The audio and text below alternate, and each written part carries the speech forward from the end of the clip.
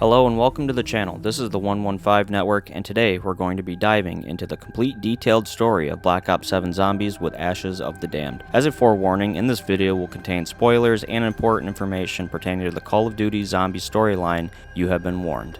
First and foremost, with the multiverse being confirmed to be back, it's important to note each dimension of creation contains its own time and history. They don't match one-to-one with each other, and their perspective time doesn't run linear with one another, either being further along or behind compared to one another. With the Dark Ether, there is only one set time as it exists outside of creation. On screen should appear the table of contents for the items covered. With that all out of the way, let's dive into the complete detailed story. To understand Ashes of the Damned story, we will have to dive into where it all started with the Warden and Ashwood. Hailing from a universe set in the Civil War times of 1865, the Warden fought in the Civil War for the Confederate States of America. Based on the insignia found on his hat, he was a member of the Confederate Army Cavalry. He, along with 8,000 soldiers mixed between cavalry and battery, would stage themselves in the Georgia town of Ashwood on January 27th, a short time after the Battle of Franklin, Tennessee, which occurred on November 30th of 1864. The town consisted of ordinary church folk and hayseeds, and wasn't originally meant as a garrison for the Confederacy. The Warden would use it instead to marshal or rally their troops for the impending invasion from the north.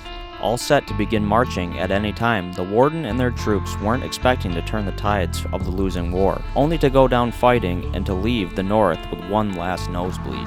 To their surprise, a scout would arrive to Ashwood like the devil on his tail, warning that the Northerners were only a day out and riding their way. By the start of dawn, the Warden and his troops rode out only to find that something was off. A couple miles from Ashwood, the first of their horses would begin to drop dead in their tracks. By the time they met the north, they were without horses and were outmaneuvered and outgunned. As the cannons and bullets shredded through the southern defense, the Warden ran, deserted the lost cause. Hunted by both the North and the Southerners who deemed him a deserter, the Warden knew the poisoning of their horses was no northern tactic, but the work of the rich and powerful in Ashwood, looking to get in the good graces of the soon arriving Northerners. Back in Ashwood, a woman would grow scared, writing that the townsfolk were ignoring the incoming fight, while her father insisted they were safe, all while barring doors and boarding windows, convinced they'd weather the enemy by ignoring it. She would finish her letter stating this arrogance would be the end of Ashwood.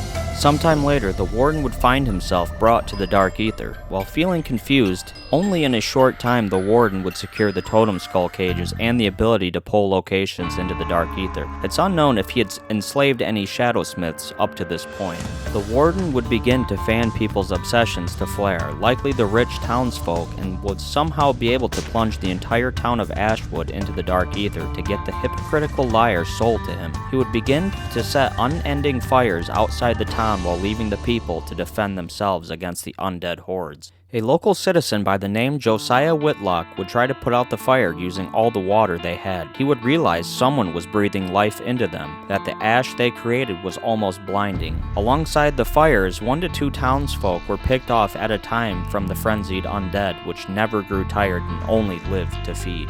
Sometime after surviving the undead, a preacher named Elijah Mercer would begin to argue with Whitlock, stating the town was rife with sin, and that his congregation's sin was to blame, and the hell they were in was a test, needing to rid the sinners from their midst to escape. Whitlock would snap back, stating the war casted a long shadow of sin in all of them, and he would end him if he tried to kill anyone in the town. He would soon shift the blame to the man who wants more, and would come to understand that whoever it was responsible for them being brought there. The Warden would soon arrive at the folks left who felt betrayed. The Warden would recall his story of how they betrayed him, and would finish by siphoning their souls and leaving them either dead or to the devices of the Dark Ether. It's unknown how soon after, but the Warden would continue his business in the Dark Ether until about 1810 in the main universe, where the flock of Shem would be tricked during a ritual performed in Liberty Falls, which resulted in his flock vanishing from history while his soul would be trapped within the liminal space in the dining hall. The Warden would begin to reach across realities and plunge locations and people into the Dark Ether to torment and consume. The exact reason isn't known for sure, but one thing that the locations had in common was a form of evil or tragedy.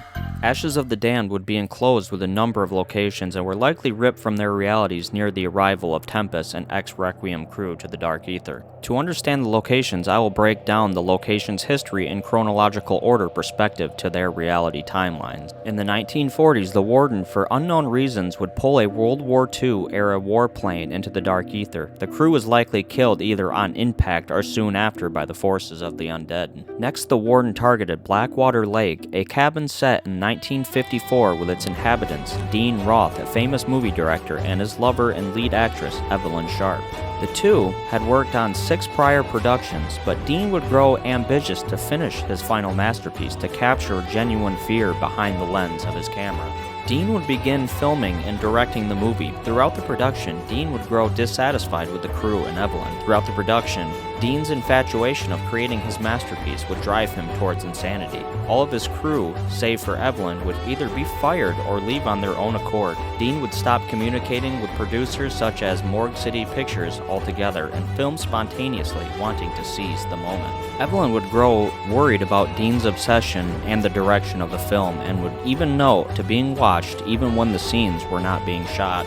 Isolated and afraid, Evelyn would reach her breaking point, and on May 25th of 1954, she would write a detailed note to herself explaining she was going to try to escape before Dean would kill her sooner rather than later.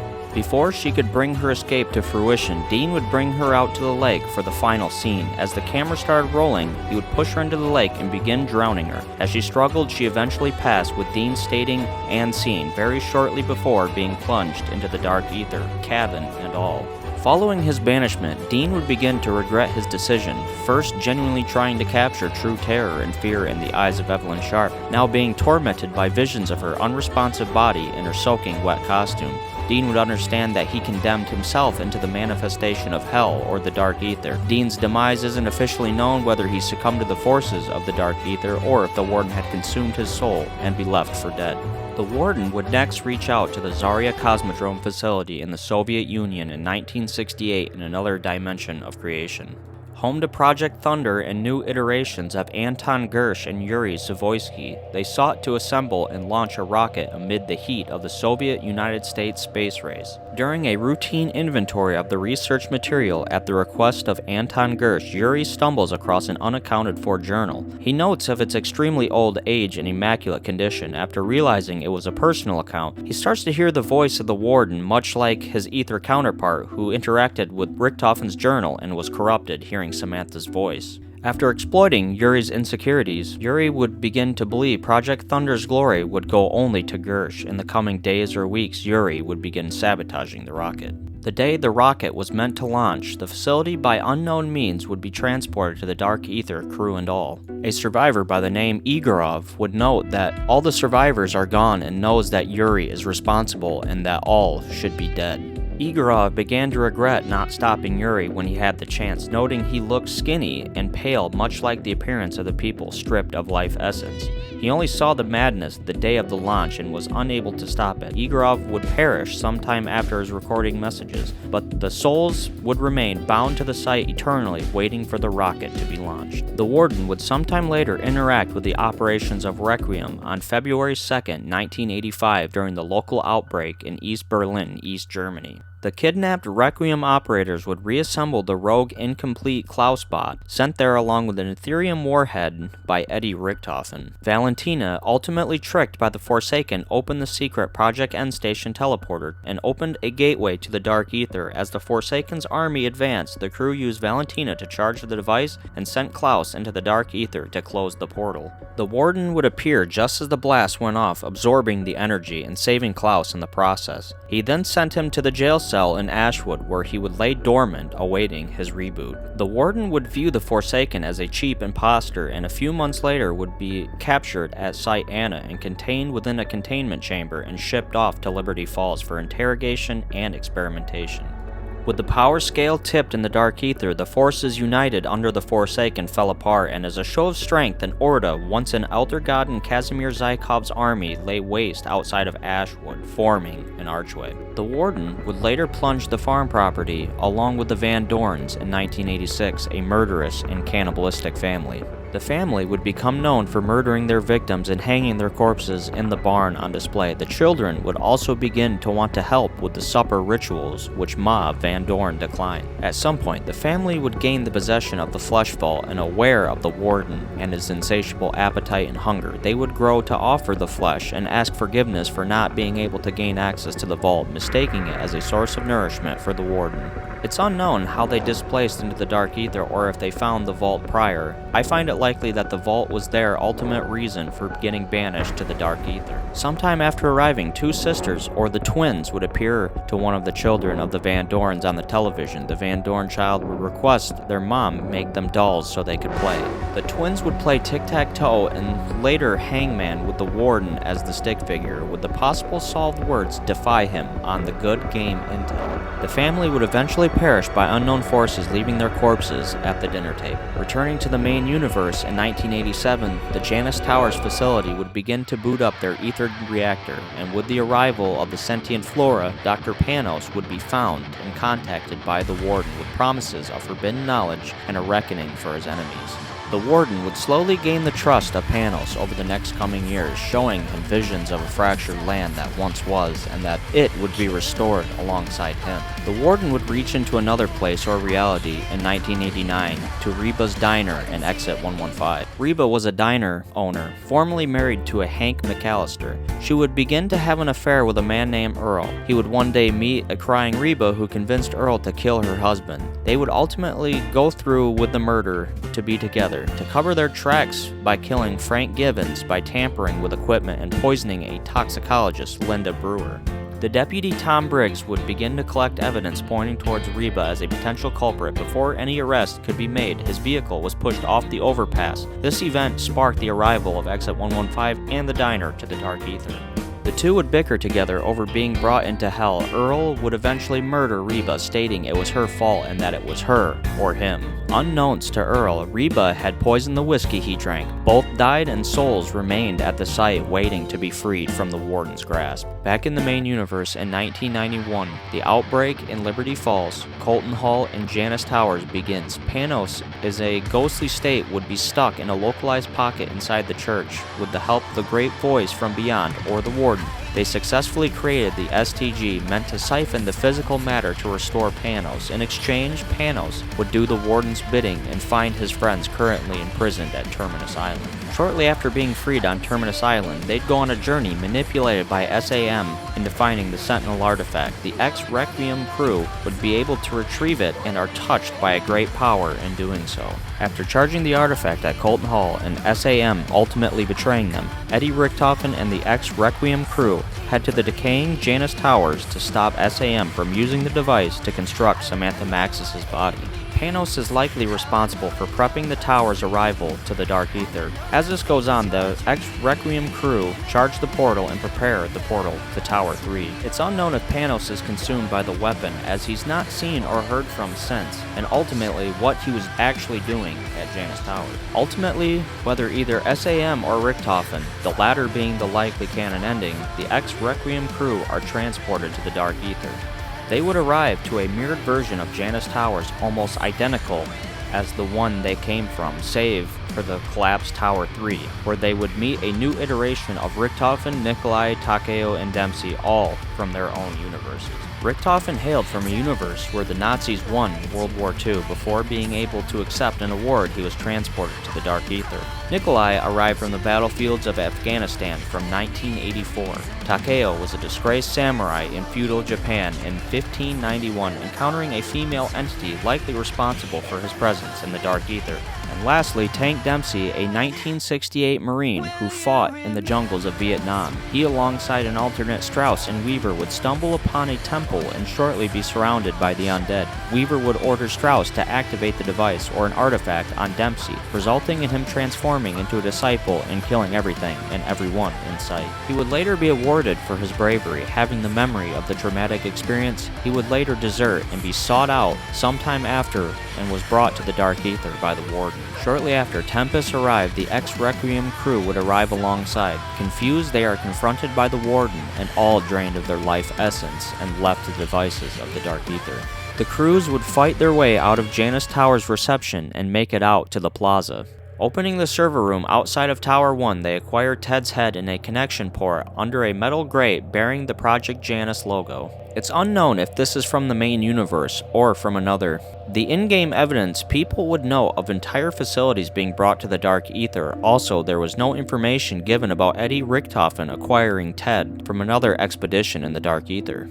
During the vision, Panos would even know of seeing a tower still left standing, indicating its presence already being there. And lastly, evidence suggests that Janus personnel survived for a time venturing out into the surrounding areas of the collapsed tower, the fog, lost cabins, and even in the Orda graveyard just outside of Ashwood and right next to exit 115. Alongside Janus Towers, the Terminus grounded ship would also arrive in the Dark Ether for unknown reasons as well. Back to the crews, after installing the head to the truck Tessie outdoors, they go around to Vandorn Farm, Blackwater Lake, and Ashwood to reboot the Element 115 generators. The crews would begin to hear distorted voices and would begin collecting different items for a serum. Returning to Janus Towers, a rogue Uberklaus reactivates and is dispatched to collect a stabilizer chip which is used to reboot Klaus back in Ashwood. Returning to him and rebooting his updated systems, they travel to Zarya Cosmodrome and collect an empty canister. Returning to the generators, they collect the liquid divinium and deposit it into the flesh vault under Vandorn Farm and collect the necrofluid gauntlet. Using the newly acquired gauntlet, they would secure dust fragments from the mirror displaying the Seal of Sorrow in Ashwood.